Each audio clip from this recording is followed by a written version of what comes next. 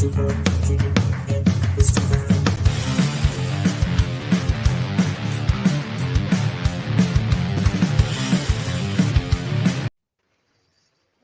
back to another episode of Superkickin with Steven. Glad to be here, ready to talk up Hell in the Cell. We got the Greg one over there. We have some NBA Finals tonight. We got Hell in the Cell. Oh, and we have our special guest who is just joining us now. So, Greg, I'm going to bring him on and he can have at it and introduce himself. So, here is our special guest, Mark Dykton from 107.5 The Fan. Nice. Almost said the middle name, Mark, so I apologize, but at least I got it right. No, you're good. You know what? You know us Hoosiers, we don't stray away from new names, do we? No, as long as you add like an apostrophe S, like Myers or Kroger's or something like that. True. So that works. Let the lovely fans of Superkickin with Steven know who you are, what you're all about, and then we'll get right into the kind of big news for the week for AEW. Yeah, I'm the producer for Kevin and Query on 93.5 and 107.5 The Fan, Monday through Friday, 7 to 10 a.m. So check us out. We talk all things Colts, Pacers, Indy 500, all that good stuff. So we're busy, folks, but glad you've been reaching out for a while. I'm glad to make it happen. And tell us about your wrestling fandom. How long have you been watching it and all that good stuff? Oh, I mean, back when Stone Cold Steve Austin was still the ringmaster, all that good stuff. So I go way back. The early WWF superstars on Saturday morning and all that stuff. So I also know the history into as far as Hulk Hogan, Andre the Giant, WrestleMania 3, all that stuff. So lifelong fan, still going strong with WWE and AEW. So that's awesome to hear. And I know you've written up a couple stuff, so we'll definitely plug that at the end of this. But what Hell in a Cell prediction show would not be complete without AEW news, because that's kind of big news. So, for all you people who are struggling to understand this AEW World Title Eliminator, here it is in plain form. There will be a battle royal. Well, I guess first we should explain. CM Punk is injured, needs surgery, won't be stripped of the title, is not giving up the title. Not sure how long he's going to be out, because surgery to me always feels like it's going to be more than a month or 2 or 3, but whatever. So essentially we're doing an interim world champion. So here's our little handy dandy chart. I wish I could give credit to somebody. I have no idea where it came from. I just found it, and like all stuff on Twitter, we just took it. But there will be a battle royal that will kick off AEW Dynamite, which will feature whoever. Jon Moxley has a shot at the end of the night to face the winner. And then we also have New Japan Dominion, where it'll be Tanahashi versus Goto. The winner of that will face the winner of Moxley in the Battle Royale, which is all they had to do, which was not explained for a couple days. But, so, our special guest, Mark, who in the world is going to walk out with the title at Forbidden Door for AEW, well, interim champion? Yeah, man, that is such heartbreaking news for CM Punk, because Forbidden Door, especially going to be in the hometown Chicago at the United Center. So, I mean, I could only imagine what that pop would have been like had he been healthy and been able to perform there. I mean, it's going to be interesting because I don't know. There's so many unknowns about this whole tournament. How many people are involved? Now there's rumors that Bryan Danielson's injured. So he was the one I was originally thinking could be the guy who goes up against Moxley. But if he's injured as well, I mean, you're looking at Darby Allin or something like that. And I'm wondering if Tony Khan is going to be crazy enough to put the title on someone from New Japan. I think that would be kind of cool. I'm not going to lie. I don't know a ton about Goto, and I know a ton about Tanahashi, but I'm not as familiar about Goto as everybody else. I really don't know which way they're going to go for it, which is why I think, that's the whole reason they're doing the pay-per-view. They want to leave you wanting more and not knowing what's going to happen. I mean, Moxley's been there, done that. He's a certified main eventer. Who they throw him in against in the Battle Royal is anyone's guess. I'm curious what you guys think. I'm thinking right now, I think you got to go back to the well a little bit. Either Moxley, Jericho, maybe even Hangman. I mean, or Omega. Well, we don't know about Omega, but anyways. Yeah, he's a wild card in all of it, I think. I feel like I don't want somebody's first championship to be an interim.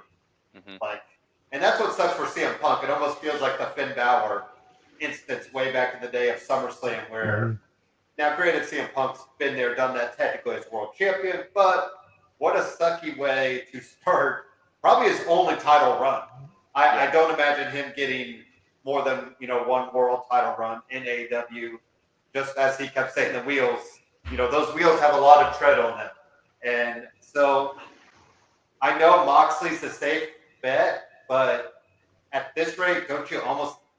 I feel like you almost got to get that rate just to kind of at least have a safe champion right now. Not safe per se, but somebody you can rely on, somebody that yes has been there, but then again, I don't know if him and CM Punk would be a great match whenever Punk returns. So it's like it's a weird dilemma. But I'm gonna just say Moxley for now. I mean, Cole was out there. Now apparently Adam Cole's hurt. I mean, somebody said, what about just backing up the truck to MJF? But then again, do you want MJF's first title run to be an interim? But then I guess he could beat Punk overall, and then that gives him the full, the storyline is many times over. But so I'm going to go Moxley just because I feel like right now there's options, yes, but I'm afraid about some of those options right now. So how about you, Greg? What are you thinking? Well, first, heartbroken for CM Punk because we were looking forward to seeing, the juicy matchups that were lining up for him up and down the roster, and now we're going to be deprived of that from the jump. Um, I will save my argument about why he should be in a trios match with FTR when it has nothing to do with anything for a later date. But that was the catalyst for all this, and the champ doesn't need to be doing stuff like that. But anyway, but the sounds of things, it's even though he won't say what the injury is, just kind of reading the tea leaves and what he was saying, maybe a lower body, leg, foot type of injury. And in the NFL world, NBA world, usually something like that is, you know, 6, 8, 12 weeks, which puts you around 3 months, which puts us from this point around the end of the summer. And that's prime time for, your big end of the year pay-per-views, things like that. Um, so hopefully that's all it is. And since it's just an interim title, that kind of leads me to believe that that is what it is.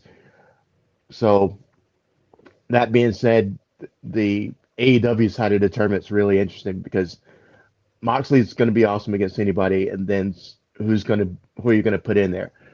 Um, you have the whole roster to pull from, and I am looking at two people in particular. Number one, Hangman, because the story writes itself. Um, the way Heyman went out, that promo he delivered right before the big pay per view, where it had a feel of him going heel, but the match itself, outstanding match, 5-star match. But you could do a lot with that as far as changing his character a little bit.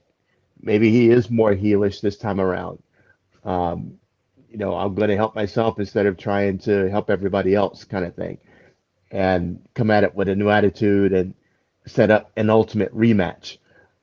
The other guy I'm looking at is Kenny, because Kenny's been gone for pretty close to a year now, and he would be a dream match waiting to happen. Kenny versus Punk. I mean, who wouldn't drop all their coins to see that?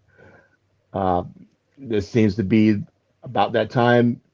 Come back, get the interim title. Like you were saying, he's been there, done that, and he's going to have that appeal of, okay, we know how awesome Kenny is, and he is a level above everybody that Punk has faced.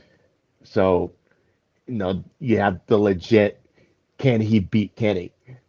And that would make the whole build up awesome. So those are kind of the two guys that I'm looking at. There's others you can pull from, but I think those are the two most intriguing options at the moment. So who are you going with as a final prediction, Mark? Who will you put the title on for AEW interim champion? I mean, I guess I'm going to go John Moxley just because it's so much of an unknown. Like you guys both said, Kenny Omega, the MJF situation. I mean, MJF would be a perfect candidate if this storyline is not actually a shoot. But I got to go with Moxley. You know, he's a world champion. He's never, he's always showing up every single week. He's putting on great matches. I think you throw him in the ring with anybody, he's going to give you a great couple months. However long Punk is out, he's going to be a great couple months as champion. So I got to go with the known and John Moxley. And he wants Tanahashi anyway, so I would think they would put on a pretty, great match there at Forbidden Door, which it's just an unknown as well because we haven't heard much on the New Japan side as far as, who's facing who on AEW, other than what we thought was going to be CM Punk and Tanahashi. I guess, there are some rumblings about Hangman Adam Page facing Okada. Is that what I'm hearing? Mm-hmm. So I think that could be interesting. So, but like I said, I just wonder if Hangman could show up in that Battle Royal. And like Greg had brought up, I think if you want to maybe do Hangman right, you do turn him heel, reunite with the Young Bucks and kind of go on a heel run. And, what better way than take out Punk in Chicago at All Out, which is the Hangman, that's kind of the start of AEW in a way. So that would be kind of the AEW original, taking out one of the, new guys, sorry. But how about you, Greg? Do you say Moxley as well? Or who are you putting the title on? Well, I'm still playing fantasy with this as far as the guys I'd like to see. Kenny is too much of a wild card, but because we don't know if he's ready, how the injuries are going, and everything. Seems like he had a litany of things wrong with him when he went out. So for the sake of having the most fun TV, the most edge of your seat, what happens next, I want to see MJF get the title. And the reason is playing into the whole pipe bomb thing. What happens if he wins this thing and now he has the AEW interim title to hold hostage? Punk is gone and he's now has all the leverage. How are those promos going to be like? And this rolls straight into another match with Punk. We saw how awesome the dog collar match was, and there's so much meat on the bone that you can have with that. So much excellence, just on the mic, in the ring, everything. It's just a smorgasbord of awesomeness right there. So if he came in and found a way to win the title, it would just blow everything to the moon. So just for the sake of the storyline and for the myriad ways you could go, if it happens, I would love to see MJF end up with the interim title. That's hard to argue, too. I think one thing we could probably all agree on is Tony Khan does not need to be on TV as a character. Correct, Mark? Yeah, I mean, I don't want to see any matches between him and MJF, if I'm being honest. But that's the thing. That's why the whole MJF thing is so interesting. Because, what is the end game for this whole thing? Is he going to face somebody? What's the end game? It's so interesting to me because if it is a true work, I mean, we had Austin versus McMahon, and we know what that led to, the greatest rivalry in professional wrestling history. But I don't know what MJF versus Tony Khan is going to do as far as we can see matches between the two. I don't think so.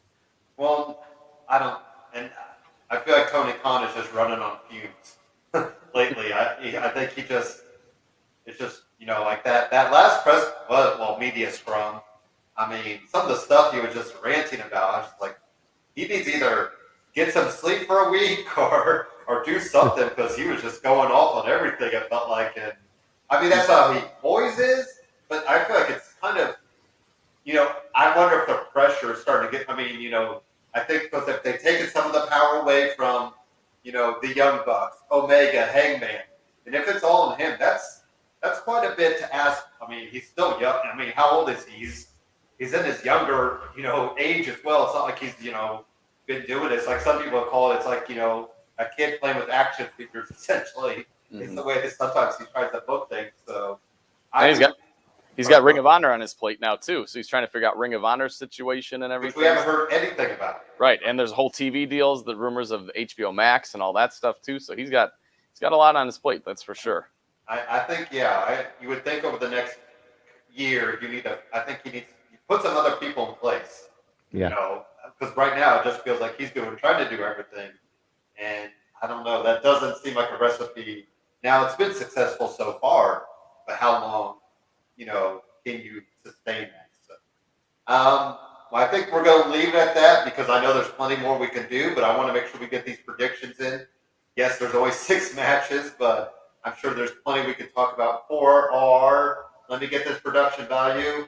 Hell in a Cell. I don't know how loud that was, but I tried. I got to get a better producer here, Mark. Sorry, I'm trying my best. So. Sounded good on my end. Good. Okay. Good. Yeah, did hear too. Good. Okay. Well, I'll play that many a times, I'm sure. But anyways, so let's get right into. Well, first, we got to do our commercial breaks, pay some bills. Then we'll get into our predictions, and then do a little last call about best Hell in a Cell match that wasn't Mankind and Undertaker, but you can throw that one in there too. So let's get some Rogue Energy talk first, and then some elite performance. Then we'll get right into our Hell in a Cell predictions for your viewing.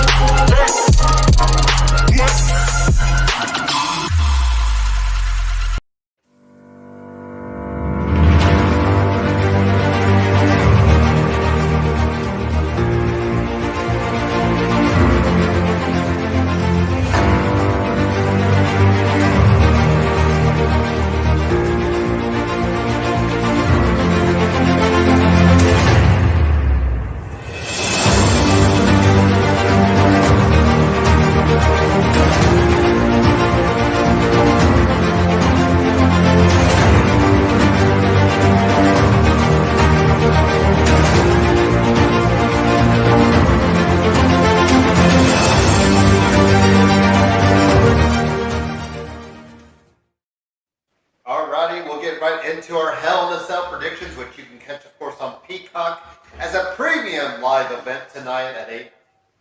Kickoff, I'm guessing, after 7. But, about 6 matches scheduled right now. So let's just get right into it, Greg. Ezekiel, Kevin Owens.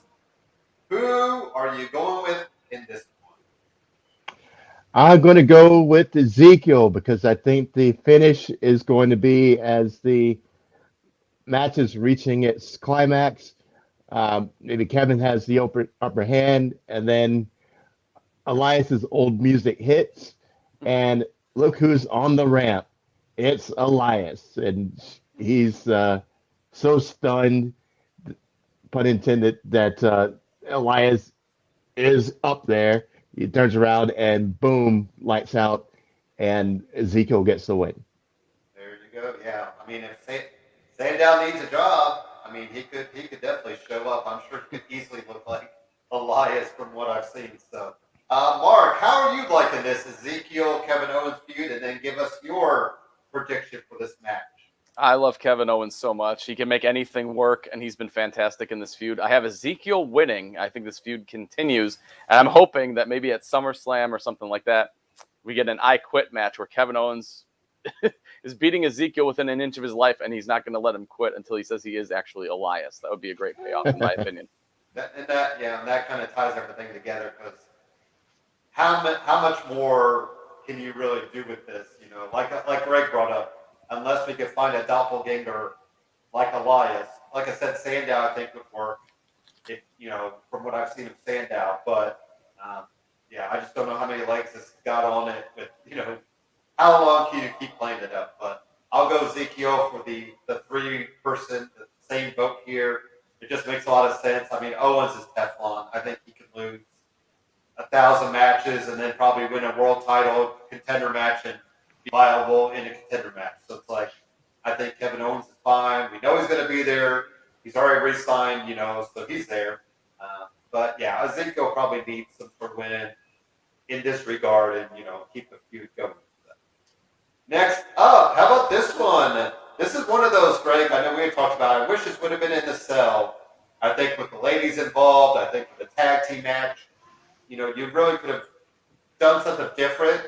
It's too bad it's almost not like TNA where they do the lockdown and every match is in lockdown. But then again, Hell in a Cell is such a unique match. It needs to be reserved. Like, I'm glad that we only have Seth and Cody as the Hell in a Cell match because they could just go, 100 on it and, make it the best match they can. But so, Mark, tell us, do you have Team 2 Sweet or the Judgment Day in this match and some thoughts on it? I'm riding the hot hand. I'm going with Judgment Day. I think you put the match, give them the W, and you let them shoot to the moon the rest of the summer. Let them be the faction of the summer. I love Finn Balor, love AJ Styles, love Morgan, but the Edge, Rhea Ripley, and Damian Priest connection. I think we might get a fourth member tonight that ends up costing 2 Sweets. So we'll see. Maybe Ciampa. Mm-hmm. That's what I think he just makes so much sense. How did you like the addition of Rhea Ripley there, Mark? Did you feel like she needed that, correct? Yeah, I mean, after her blow off with Liv Morgan, I was like, well, what's next with her? And she just would fit so well with that faction. So when she did debut, I'm like, that's perfect. That's exactly what she needed because she's, with a Hall of Famer and Edge, Damian Priest can kind of learn under Edge as well. So I think it's fantastic for both of their characters to be aligned with Edge. There's still a name out there, Bray. Just think if you had Edge and Bray as like a power trip, for Judgment Day, that would really, especially if you had Bray as more of his first, not the Fiend, obviously, but more of the cult leader. I mean, I don't know. That could be something to watch too because we keep hearing Bray Wyatt. I mean, obviously the timing is there. He's been tweeting out more. It sounds like he's mentally ready to go, physically ready. And I just think it makes sense to come back to WWE and almost finish the right way type stuff. But I'm sure people are just calling for Bray just to show up. I think some people would just be happy to see him back and see what he can do. So I'm gonna go 2 Sweet. I know they probably won't win, and as you can tell, I am not confident in that prediction at all. But I think Liv Morgan really needs to win. I think there's just something for her. I feel like she's working her ass off. I mean, that's what I just think she needs something. And what better way to, pin Rhea Ripley in the middle of the ring and just, you could have Judgment Day, get a win tomorrow night, something like that. But I'd really like to see Liv Morgan pick up the win here. So I'm going to go with 2 Sweet, but like I said, not confident at all. How about you, Greg? Which way are you leaning? Well, I am diametrically opposed to your whole take right there because number one, I don't want to see Bray Wyatt anywhere in this match. I'm not even sure I want to see Bray Wyatt in WWE anymore, and I loved the Fiend character, but they did him such disservice. So number one, no Bray Wyatt. Two, I agree with Mark that I believe there's going to be a fourth member revealed. Edge has been hard selling, join us for every week since Rhea was at it. So he is definitely not done. He's made pitches every week. And I think this is going to be another one where we see another ghostly figure appear in the background and cost Team 2 Sweet the win. Plus, it seems the sides are a little uneven because Rhea has dominated Liv every opportunity that they've had. And I know you are Team Liv to the end, but I don't see it with her. She's a lesser version of Alexa Bliss, if you ask me. So I still can't get behind her. I don't see the appeal in her. All she does is lose. So I get where you wanted to get that pin and get a little momentum going, Justice for but Liv, Greg. Justice for Liv. hey, you better start hashtagging it. It's going to take a Are you lot of calling work. for Finn to turn? Who would you call for, like the fourth member? Uh, I That don't guy's think it's pretty going on the to. spot, right? AJ would be interesting. I still don't want Finn in there because he's the forces to be on the other side.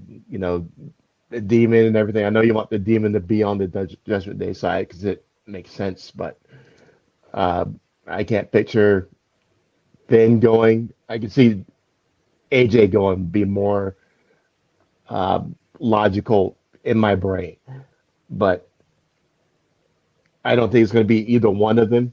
I think it's going to be another, random superstar that joins the fold. But Yeah, Judgment Day wins. yeah.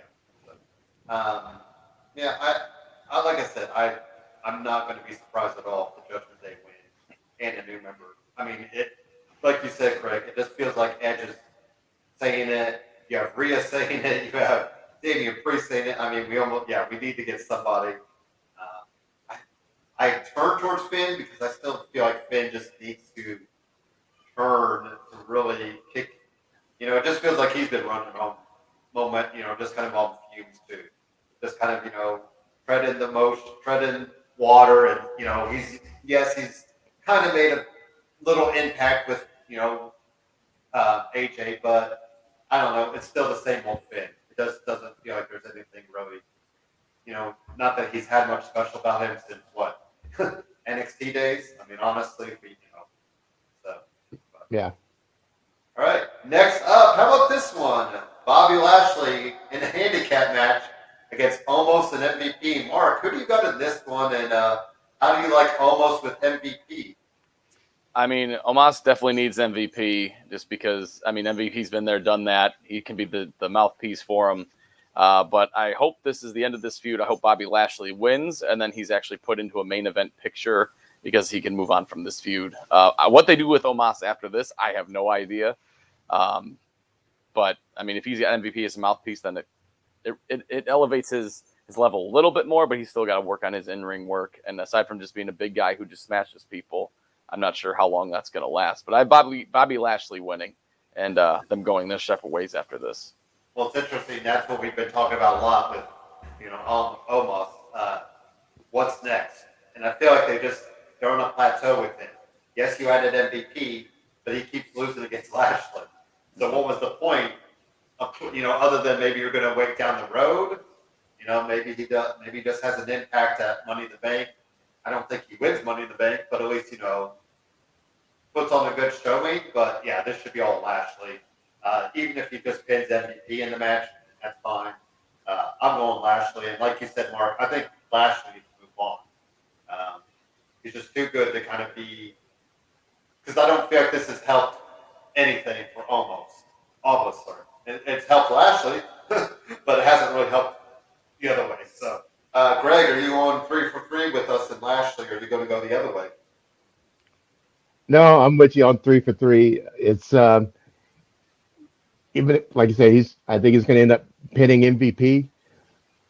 But after taking 60% of the being on the wrong end of the beatdown, but he powers out at the end.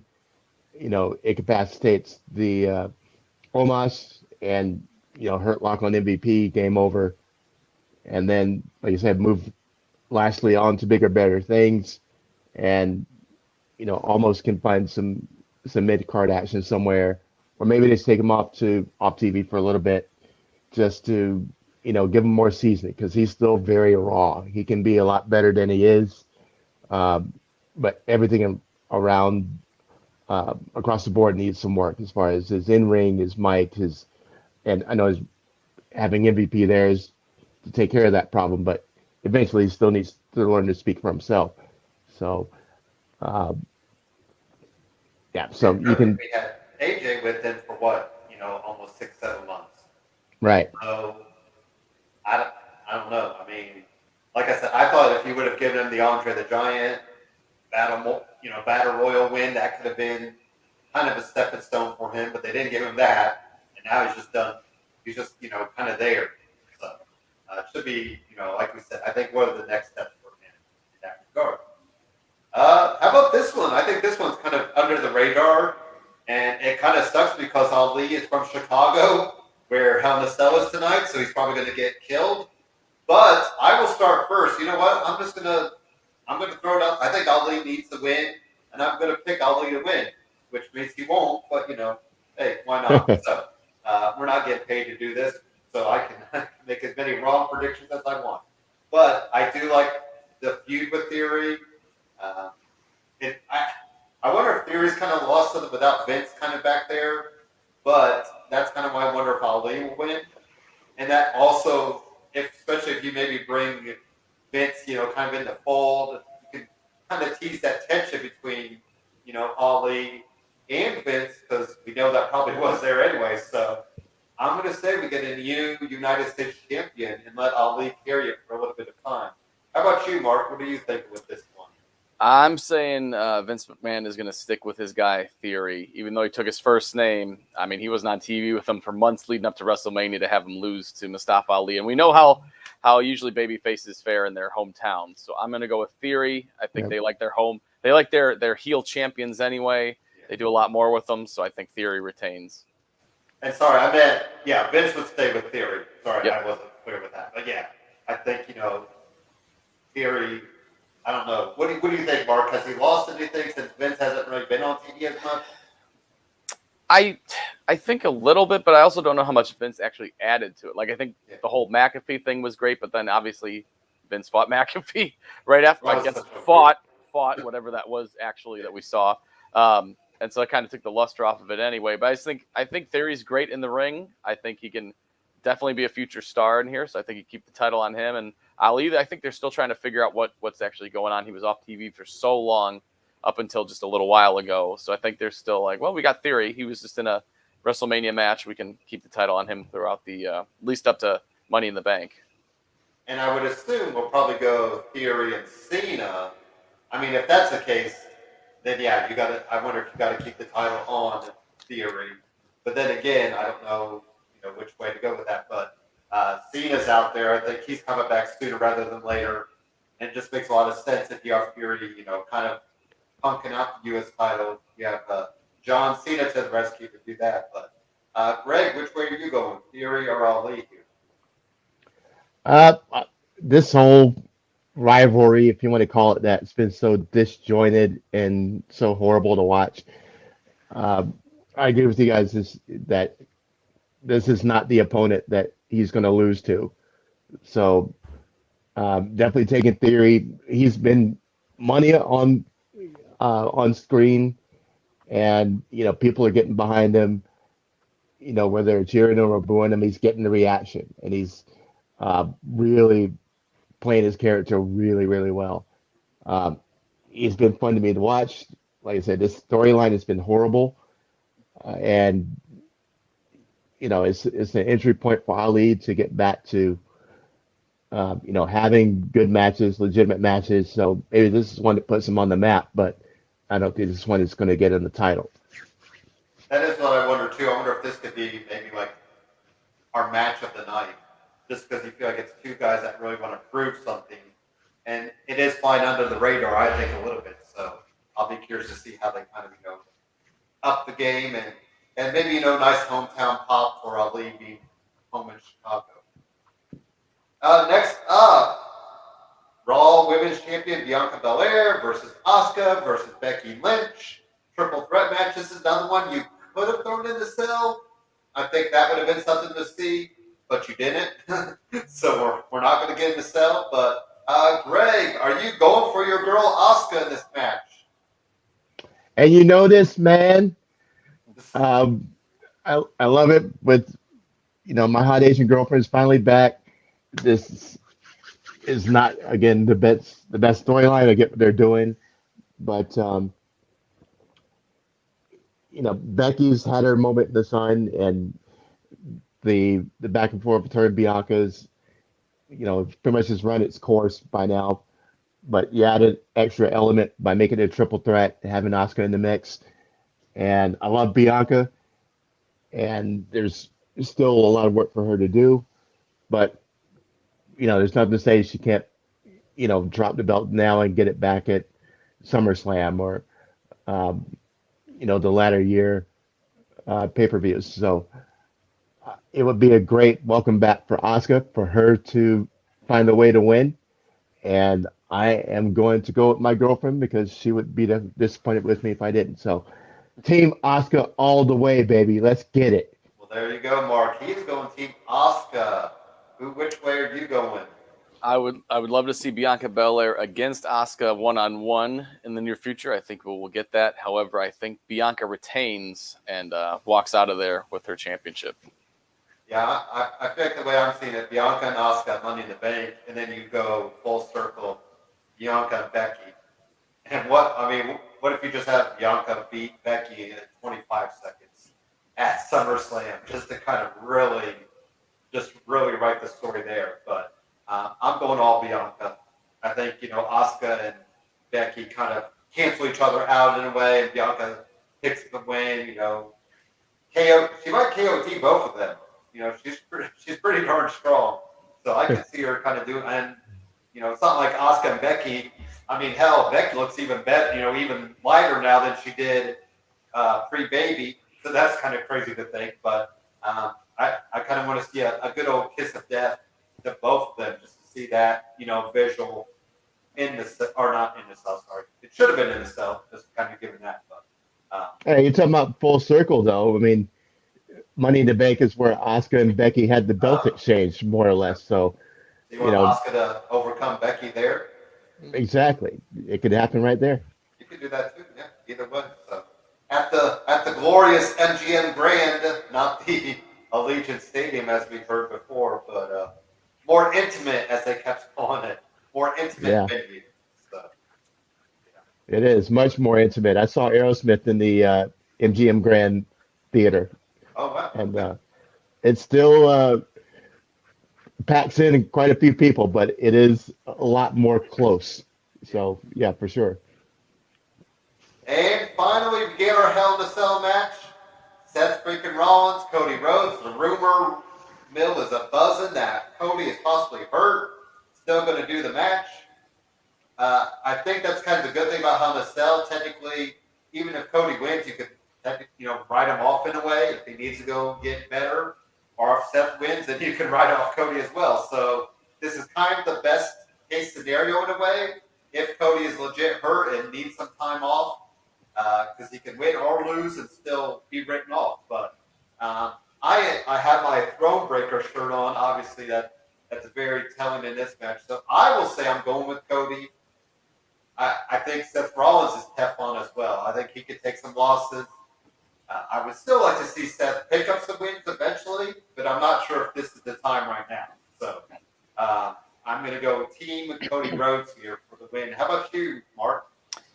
Yeah, I mean, I had Cody Rhodes winning before the injury news. I thought they're going to keep him undefeated and then possibly go at Roman Reigns at some point when Reigns starts defending the titles again. I'm going to stick with that theory because I agree with you. If he's injured, that's the thing. If it's a pectoral muscle or something, I will see the extent of how his injury is, because if he's really laboring, I mean, you might get like a Stone Cold versus Owen Hart finish where it's just like this little roll up or something like that. I'm still going to stick with Cody Rhodes. He's red hot. He's been great since he returned to WWE. And if he's injured, they can write him off TV for a little bit. Hopefully be ready by SummerSlam or however long it's going to take to get healed up. But I think, he'll win tonight, and then they'll go their separate ways finally. Do you have any thoughts on where Seth could go after that? I mean, if Cody's out for a little bit, they do need someone to start feuding with Reigns. You can always go with Reigns and Rollins again, have that kind of Shield dynamic going forward. I'm not too sure, but like you said, he's Teflon. Whoever he matches up with, he's going to be great. Maybe we see Seth Rollins. I couldn't even think of anybody at the moment, but their feud's been great. I've loved every second of it. I think it's been great, especially the little insider digs at AEW and all that stuff. I think that's been some great heat for both guys. So I would like to see this feud continue, but I also know it's kind of run its course since WrestleMania. And especially if Cody's injured, we'll see what happens. But whatever either guy does next, it's going to be great. They both are fantastic. I do think Seth is in an interesting place because we don't really know where to go next. Yeah, I guess that's good in a way because then you can throw some different ideas and go with it. But he's in a weird it's almost like gatekeeper. It's almost like Ciampa in NXT where you're just throwing guys with them to kind of see how they do. But I don't know where he's going to go next. I mean, maybe he's the guy that takes down Theory, and you throw the U.S. title on him for a little bit. He was great with the U.S. title before, and he had the U.S. and the WWE title at the same time. Yep. So, I mean, I'm even wondering maybe Money in the Bank. Maybe he could be a 2-time winner, and then that way, yes, it's kind of a predictable type pick, but if you want to take him off, then you can. We've seen that happen, so it's not like he had to keep the Money in the Bank the whole year. He probably would cash in right away, just knowing how it is. But Greg, which way are you going? Team Cody or Team Seth freaking Rollins? Hey, I'm going Team Seth. And if Cody really is injured, this would be a great reason for him to win. Play up to the injury and really lay into it. Wear him out with a chair, beat him down with the kendo sticks, and just make it brutal and violent. And when they come out on Monday and go, Cody's going to be out for X amount of weeks because of the damage he took in Hell in a Cell, it gives more fuel to Seth. Seth gets to come out and crow on how he just took out the Golden Boy. And now you have legitimate heat for another match down the road whenever Cody comes back. So if he truly is injured, like the reports are saying, this would be a great way to write him off. And you're already giving him 2 wins over Seth already. So if you want this rivalry to keep going, and they've had 2 great matches already, why not have this one here and then have a seed planted for when he comes back? He's going to want to get that victory back down the road whenever that is. So it's the perfect time for Seth to get the win. As nefarious as he wants to be, lay it in, wipe out Cody, and then, get to play up, the heel and, lay out those promos as he can do. I killed Cody. He's never come back. You'll never see him again. And just lay into it until eventually he does come back. And in the meantime, you can angle him off to other places until Cody's ready to return. You could have Seth put up the countdown to Cody in like 6 months or something like that. Time to play that up. You could play the old Randy Orton, like the injury percent back, his shoulder. So yeah, that would. Yeah, I mean, like Mark brought up, it's going to be interesting to see how Cody. Cody's pretty good about working through injuries, but sometimes guys show when they're legit, like going through the motion trying to get through the match. So, I guess we'll see in those first 5-10 minutes which direction it's going to go. I don't. Sorry. The injury is supposedly pretty fresh because apparently it happened last night or something at a house show. So that's not a very long turnaround process. Yeah, that's not a. Oh, wow. Hopefully, he got some work done in the RV that he takes around with his family or something, or hired a doctor with it. But it said it happened last night. So that's the downfall about those house shows. You just never know. I mean, look at Lashley toppling over a rope when it broke in Europe. Like, if that ends up worse, that could have been catastrophic. So that's why I get why house shows happen, but at the same time, and most wrestlers love the house shows because they can kind of go out and do a little bit more freedom with it, which is always cool to know. But at the same time, you just never know what might happen. Especially that close to a pay-per-view when it's your the marquee match. That's just that's really unfortunate. That makes you want to wish they would rethink how they book those. That's I think that's what's interesting. Like AEW, they'll have a live rampage before their pay-per-views because you just never know. Like if you tape something, at least you have that time to kind of work through it. But if something happens live, then don't know. All right, let's take one more commercial break, then we'll do our last call, and we'll wrap up the shop here. So let's talk to our realtor, rockstar realtor, Sean Nugent, and then we'll wrap up the show. What is up, everybody? It's your boy Dan over at BWSports1.com and Black and White Sports. And I'm wondering if you're ready to buy or sell that home, now's the time, and I got just the person for you. Mr. Sean Nugent, a.k.a. Rockstar Realtor himself. 317-503-8322. Put that home on the market. Get into your dream home with this man. Talk to Sean at Talk to Tucker today, 317-503-8322, and make sure you tell him the boys over at BWSports1.com sent you. Alrighty, so Mark, this is what we do every show. We have a last call where we just throw out a topic that, has sometimes to do with what's going on. Sometimes it's just a random thought. But of course, with Hell in a Cell, we want to say, what is the best Hell in a Cell match? Mark, what is your thoughts on that? I'm going to be biased. I'm going to pick the one that I actually was in attendance for. It was SummerSlam 2008, Edge versus Undertaker at Bankers Life Fieldhouse, as it was known at the time. It was fantastic. The build-up was great. Edge was still with Vicky Guerrero, and she was upset with him with the whole Alicia Fox situation. So she said, I did something bad. I put you in a match with The Undertaker at Hell in a Cell. And between that and just the objects that they use, there's tables, ladders, chairs, video cameras, all that stuff. And seeing it live, seeing The Undertaker entrance, seeing him chokeslam Edge through the ring and light it on fire. I mean, that match was just wild. They actually went outside the ring, too, when they slammed into each other and knocked the ring thing off. It was fantastic. Seeing it live was great. So I'm biased, but that was my favorite one. Well, I've told Greg, so back here I have all the events I've attended. And yes, here is SummerSlam 2008 on DVD. So I was there in attendance as well for that. I'll be honest, Mark, that was the only thing I remember, like upon first viewing of SummerSlam 2008. Like I keep looking back at the card and like, oh yeah, that happened.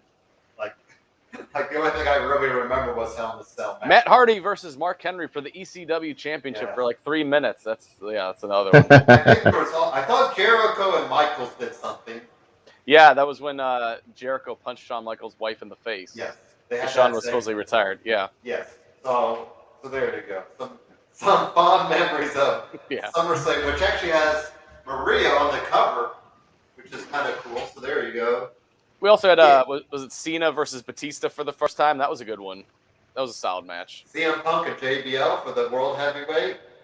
We also had Winner Take All, which was Kofi Kingston and Mickey James versus Santino and Beth Phoenix. Oh, yeah. That's when I think he was doing Santina. Mm-hmm. Triple H and Khali. Ugh, that was awful. Yeah. Jeff Hardy and MVP. So there you go. So, but hey, Maria's on the cover, so that's all that matters. Oh no, there goes my WrestleMania 8 match. I'll put that up later. But were you out there? Were you at WrestleMania 8, Mark? No, never been to a WrestleMania before. I had tickets to WrestleMania 30, ended up selling them for like 4 times what I paid. So at the time I was like, okay, I guess. But then looking back on it, I'm like, probably should have gone. Probably should have gone. Yeah, that's the only one I've ever had tickets to that, still haven't gone yet. So my fun fact is, WrestleMania 8 was the second match in the streak, and WrestleMania 30 was the last match. I just missed being in attendance for the first match of the streak and the last match of the streak. Like, who else would have had that trivia? Yeah. Like, other than Taker, but Yeah, the only other one that I had the possibility of going to, I was younger, but it was when it was in, I think it was WrestleMania 12, and it was Bret Hart against Stone Cold Steve Austin, the submission match. I was like begging my parents to go, like, we're not driving all the way up to past Chicago to bring you. I was like, all right. I was only like 13 at the time, so didn't have my own ride. Hopefully you'll be able to get one. We'll talk to 107.5, the fan, and let's see if we can. Only one of the big 4 I haven't been to yet. So that's the last one. Is the granddaddy. I'm still missing Royal Rumble. What Royal Rumble did you attend? I went to the one when it was in St. Louis a few years back, and Sheamus ended up beating Jericho and that ended up being him against Daniel Bryan in that quick match. Okay. Yeah. All right. There you go. Yeah, Royal Rumble is still on my. And now they're doing them all Southern, so like in Dallas or like Houston and way out. I'm like, kind of hard to get on a weekend trip there, you know. Greg, what about you? Best Hell in the Cell match? I'm a little torn since you first said we're excluding Mankind I mean, Mankind and Undertaker. you can throw it if you want. I will choose a different one, but they still involve him because Okay. remember it's the year before, the year after, the one he had with Triple H. Okay. That one blew my mind almost as much as the Undertaker match did because the brutality, them fighting on top of the cage, him falling through the cage, and I thought he was going to go make another imprint through the ring, Wile E. Coyote style, because he hit the mat so hard and he bounced like a basketball and Yep. uh, landed another two times, and he still got up and finished the match. Just brutal, bloody, barbed wire bats, fire, just so much carnage in that match, and um, yeah, you had to feel that drop through the cage was not planned, but it just fits the legacy of Hell in a Cell for one and Mankind for two. But that match was just blow the doors off awesome, and I will give an honorable mention also to I believe was it last year's Sasha versus Bailey Mhm. inside 2 the years ago. cell 2 years Yeah. ago. Because I think we Um, got Bailey and Bianca last year. True, true. So yeah, Sasha versus Bailey in the cell 2 years ago. Also, so such an amazing match. So I'll give them an honorable mention. But picking one aside from Undertaker and Mankind, the Triple H versus Mankind. Cactus Jack. Yep. So that was Royal Rumble. Was that 99 or 2000? Do you remember which one, Mark? Was that Royal Rumble 2000? I want to Yeah, say. 2000. Yeah, that sounds right. Because that was his first retirement. Right. That Yeah. was Nick Foley's first. Because then And he then was back in the Four Corners match. right. Yeah, with the McMahon McMahons. in Yeah. every corner. Yeah. So, yes. What everybody wanted. Yes. But I will say that was one of the matches that Triple H takes, like he said, that really helped him elevate his game, unintended as well. So yeah, I think Triple H has a lot of credit to Mick Foley for where he became. I'm going to throw out the tag team one. I mean, the New Day and the Usos, like that one I Oh, haven't rewatched yet ever, but man, like that first viewing of it, I mean, that was a really, and for a tag team match, like, you got to throw all those pieces in there. And of course, you had the New Day and the Usos were like at the top of their game. They were the hottest tag teams at the time. I mean, the Usos obviously still are, but New Day. Well, I love the New Day, but they've lost a little steam, as to say. So, and then also, I thought Lesnar and Undertaker in the early 2000s or mid 2000s, whatever. The broken No, hand. No Mercy 2002. There you go. Yeah. That was the one that was my other one. Yeah. Like that one was. I mean, I don't remember yeah. how much so much blood. Yeah. You had Taker pull. I think he pulled Heyman in a couple with his tie a couple times against the cage. Yeah, Taker had the hand injury, so he was wrestling with the cast on. That one was really one of the better ones too. That's an underrated one. I feel like that one does get enough love as it should get. So yeah, but we'll see if Seth and Cody can. I mean, hopefully Cody can work well enough because I think we were all anticipating pretty one of those really great matches, and hopefully that injury doesn't slow him down tonight. So, but we'll leave you with that. And Mark, you can shamelessly plug whatever you like on our show because we're all about shamelessly plugging ourselves. So have at it, whatever you want to share. Well, like I started the show with before, by the way, thank you for having me on. I know we've been efforting for a while. I'm glad we finally got able to do this. But yeah, Kevin and Query, Monday through Fridays, 93.5 and 107.5, The Fan in Indianapolis, Monday 7 to 10 a.m. Check us out. Football's starting soon. We're all talking Colts, Pacers draft, all kinds of stuff. So if you love sports, I also like to throw some wrestling theme songs into our re-entries all the time, which I think is what gave you the hint that I'm a wrestling fan in the first place. So give it a listen. We try to have fun in the mornings. So if you're heading in Indianapolis or want to pick us up on stream, feel free. Download the podcast. Check it out. iHeartRadio, right? They can catch it on there. Pretty much, yeah. Anywhere else, Apple Podcasts, Spotify, wherever. I will ask one question: how in the world is it working with Query in the Pretty morning? interesting. So Greg, a little knowledge. Jake Query is one of our longtime sports guys around here. He's always been a night owl, is my understanding, right, Mark? Yes. So he's had to wake up at what 5:30, 6ish for the Yeah. 7 o'clock show. He's told me a couple times where he would come in the studio and it's pitch black at the time. He's like, "Have you ever seen the sunrise before?" I'm like, "Yes, quite a few times." He's like, "Oh, it's usually up when I'm awake and everything."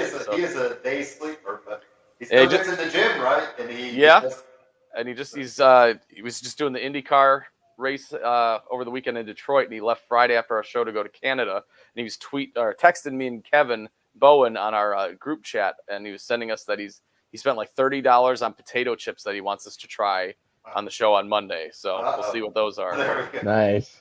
So yes, but Jake Query he used to be on 3 to 7 on another station. Mm-hmm. So he's always had this like afternoon show for years, and then he's had to learn how to handle the shift to more. Us morning people, I'm like, shoot, I wake up at 5:50, 6:30 every morning. Like this is nothing for me. Yeah, no, he's still making the adjustment. And we've been going since November, so he's still figuring it out. I was gonna say, so you guys will hit a year in November. Yep. Mm-hmm. With this lineup. Okay, cool. Yep.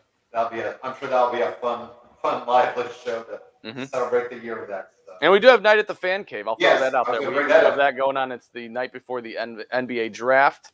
It's our show, Dan Dockich's show, JMV's show. Tickets are on sale. It's a bit different than just a live broadcast. We're going to be able to be a little blue. We don't have to watch our mouths and stuff. So we're going to do a lot of stuff we can normally not do on the airwaves. We are not going to be censored by the FCC, so we can get a little goofy. Nice. Right. So you get drinks, you get food, and you get some cuss words and everything. I can only imagine Dan Dockich liquored up a little bit more than what he. Buckle up. Buckle up. So, I will leave my opinions on him to a later date off here. But anyway. Greg, got anything to share? Who are you going, Celtics, Warriors? Well, before I get to that, though, we got to give some shout-outs to Young Bucks versus Lucha Brothers. Holy crap, what a match from Friday night. And great time for promos right now. The Usos got me with the week that came out was this past Friday. And did the heartfelt with all these miles and every time we could do it, and they really laid it in. It was so good, and then they turned it at the end, and we needed nobody. It was so great. And then between that, the pipe bomb to end all pipe bombs with MJF, just so much good mic work been going around. So, shout out to everybody who's really killing it on both programs, both companies. Looking forward to hearing more from everybody. So, had to shout those out. Plus the Anarchy in the Arena, since we didn't really get to break down the aftermath of the last pay-per-view. What a match. Holy crap. So ridiculous. But Piping Wild thing in through the match for as long as it could go was hilarious and awesome at the same time. Just holographically show up, just because that's his gimmick back in the day in ECW days. He used to have his theme song play the whole time in his match. I know it was weird, but you kind of got used to it. And when it at the spot where they messed with the soundboard and screwed the music, you're like, oh, okay. But so much goodness between the pay-per-view and everything we've seen this past week. Great job by everybody. And go Warriors. They're going to win tonight, and they're going to come back and rip Warriors this thing out of the hearts of the Celtics. Yes, sir. Warriors in 6. I got Celtics because they got $10 on them. So Daddy needs a payday. And a T-shirt bet. Us teachers, yes, we need all the paydays. I need all the paydays you can get, not the candy. I need legit paydays. So yes, I'm going Celtics and whatever I need them to win. I don't even care. And I got Jaylen Brown at MVP. So there we go. That's Yeah, Mark, we got a wrestling T-shirt bet on the line. East Man. versus West. Team West over here. Team East over there. Steven, So, Yes. you replace that order for them. They're coming. I'm telling you, Warriors in 6. It's going to happen. I know. Yeah. I mean, the fact that they won the other night and they went on that run, I was like, all right. Yeah, But- I mean that game 1 jitters. I think got with this hottest start as Steph Curry had, and then Yeah. you saw that the Celtics only had like a 3-point deficit. You're like, whoa, come on, rest of the Warriors, what are we doing here? So I think they'll exactly. get their legs if Clay starts playing a little better. Wiggins will play better in game 2. I think they get it tonight, and like I said, I'm still sticking strong with Warriors in 6. I mean, just think too, if the Warriors would have stayed healthy, like who knows what they could have been doing. I mean, what, it was just 3 years ago, or I guess 3 seasons ago. It feels so weird with COVID because there was like 3 champions in 2 years. It felt like so. It's hard to like determine. Time is an illusion, as I keep saying in post-COVID world. But yeah, we'll see if the Celtics pull it off tonight. We will be watching Hell in a Cell. I will be personally. You guys might be flipping back and forth, but yeah. So we'll catch that and. Thanks for watching, and we will catch you guys next week. We'll get caught up on AEW and WWE and all the fun stuff that we find. So thank you for watching, and talk to you guys next week. Peace.